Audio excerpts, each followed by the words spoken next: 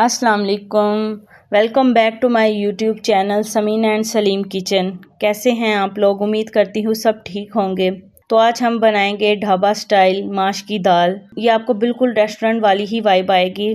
तो आए बिना वक्त ज़ाया किए हम दाल बनाना शुरू करते हैं। हमने आधा किलो माश की दाल को 1 घंटा पहले ही भिगो दिया था। अब हमने इसका पानी भी निकाल लिया और इसको अच्छे से धो लिया है।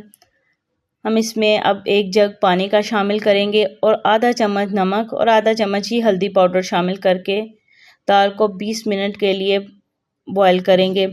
दाल को हम सिर्फ 20 मिनट के लिए ही बॉयल करेंगे क्योंकि इसमें ही ये 80 से 90% गल जाएगी, इसलिए हम इसको ज़्यादा देर नहीं पकाएंगे, सिर्फ 20 मिनट के लिए ही हम इसको पकाएंगे। और देखिए ज़रा 20 मिनट बाद कितने अच्छे से दाल गल चुकी है, इसका एक एक दाना अच्छे से गल चुका है। अब हम इसका मसाला तैयार करते हैं। हमने 1 कप भर कर घी लिया, क्योंकि माश की दाल में घी ज़्यादा होता है इसलिए हम 1 कप भर कर लेंगे। और दरमियाने साइज़ का प्याज जिसको हमने बारीक छोटा छोटा काट लिया था इसमें शामिल करेंगे। अगर आपके प्याज छोटे हैं तो आप 3 भी शामिल कर सकते हैं। और इसको तेज़ आंच पर हम पकाएंगे, हम इसको नॉर्मल आंच पर नहीं पकाएंगे क्योंकि इससे नॉर्मल से प्याज नरम हो जाएगा, इसलिए हम इसको तेज़ आंच पर पकाएंगे ताकि प्याज नरम ना हो। और देखिए अब हल्का हल्का प्याज ब्राउन होना शुरू हो गया है। हम इसमें 1 चम्मच भरकर अदरक लहसुन का पेस्ट शामिल करेंगे और इसको भी अच्छे से मिक्स करेंगे ताकि इसकी खुशबू ख़त्म हो जाए, क्योंकि कईयों को इसकी स्मेल अच्छी लगती है, कईयों को नहीं लगती, तो इसलिए हम इसकी स्मेल को बिल्कुल ख़त्म कर देंगे। अब हम इसमें 2 से 3 हरी मिर्चों को काट कर शामिल किया और साथ ही 2 टमाटर को, इसको भी हमने बारीक ही काट लिया था, शामिल करेंगे। और थोड़ा सा इसमें हम दाल का पानी ही शामिल करेंगे क्योंकि दाल का पानी हमने वेस्ट नहीं किया था, वही पानी हम इसमें शामिल करेंगे ताकि टमाटर अच्छे से गल जाएं। अब स्पाइसेस में हम इसमें आधा चम्मच नमक शामिल करेंगे, क्योंकि हमने दाल में भी पहले नमक शामिल किया था, इसलिए हम इसमें आधा चम्मच ही शामिल करेंगे।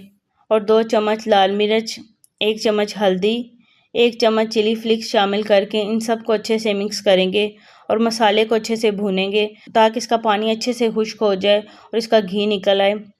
अब देखिए ज़रा मसाला कितने अच्छे से भून चुका है।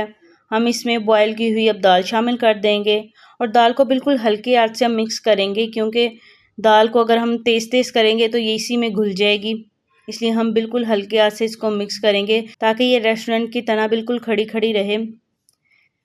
अब हम इसमें 1 चम्मच सूखा धनिया शामिल करेंगे और 1 चम्मच ही गरम मसाला डालेंगे। हमने इन दोनों को आखिर में इसलिए शामिल किया कि इससे दाल काली हो जाती, इसलिए हम बिल्कुल इसको आखिर में ही शामिल करेंगे। और हाफ़ कप ही पानी जो बच गया था वो डालकर हम इसको ऊपर से कवर कर देंगे और दरमियानी आंच पर पकाएंगे ताकि दाल अच्छे से पक जाए। और देखिए ज़रा माशाल्लाह दाल कितनी अच्छे से पक चुकी है और पानी भी बिल्कुल खुश्क हो चुका है। अब बिल्कुल फ्लेम बंद करने से 2 मिनट पहले हम सिर्फ इसमें आधा चम्मच काली मिर्च, आधा चम्मच ही कसूरी मेथी और हरा धनिया, हरी मिर्च शामिल करके इन सबको अच्छे से मिक्स करेंगे और 2 मिनट के लिए इसको दम पर रख देंगे ताकि इन सब चीज़ों का जायका दाल के अंदर अच्छे से रच जाए, इसलिए हम इसको 2 मिनट के लिए दम पर लगाएंगे। और देखिए अब दाल बिल्कुल तैयार हो चुकी है, इसका जायका बिल्कुल ढाबे जैसा है। आप इसको घर पर ज़रूर ट्राई करिएगा और कमेंट बॉक्स पे इसका फ़ीडबैक भी ज़रूर दिएगा।